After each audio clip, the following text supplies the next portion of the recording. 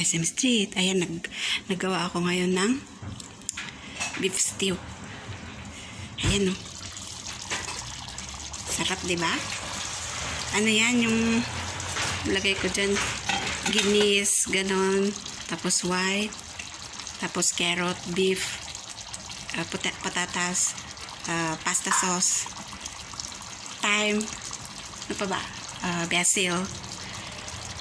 Tapos linagyan ko ng cubes, yung beef cube, para lumasa siya. Tapos isaw-saw lang nila tong ginawa kong bread. Ayan. Alam nyo to, crunchy to sa ano, sa ibabaw. Pero napaka soft nito ng ano, labas niya. Garantisado talaga, bongga. Bongga, pero napaka crunchy yan sa ibabaw. Bongga ang aking bread. Oh, sarap. Oh. Ayan, sausaw nila yan dyan, oh. Yan, sausaw nila yan.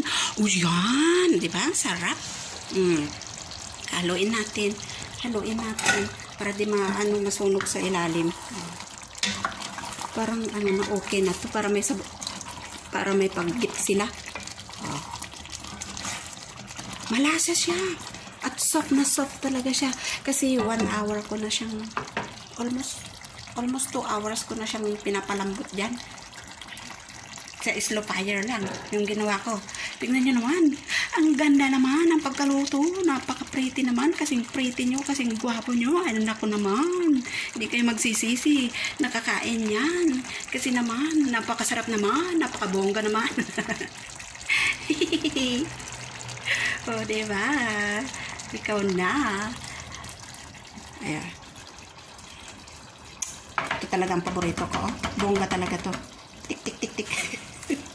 Ala, tignan nyo, oh, crunchy, oh.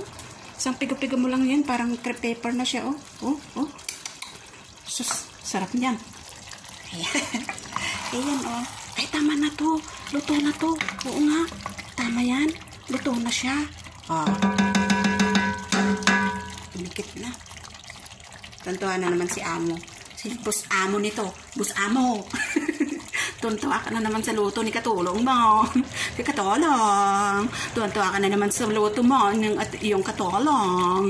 Ayan si Boss Amo. Ayan. Ayoko ng tinapay. Gusto ko kanin. Oh. Tignan nyo naman kung kumain ako ng kanin. Totoo talaga yan. Marami talaga akong kumain kanin. Oh, tuntua ako dyan, diba? Sarap. Sige, maraming salamat. Hanggang sa muling pagluluto. Madali lang gawin yan. Pag samasapahin mo lang eh. Pero, tapos may ano to, may red wine. May red wine to. Red wine. Beer. May red wine. Ayan.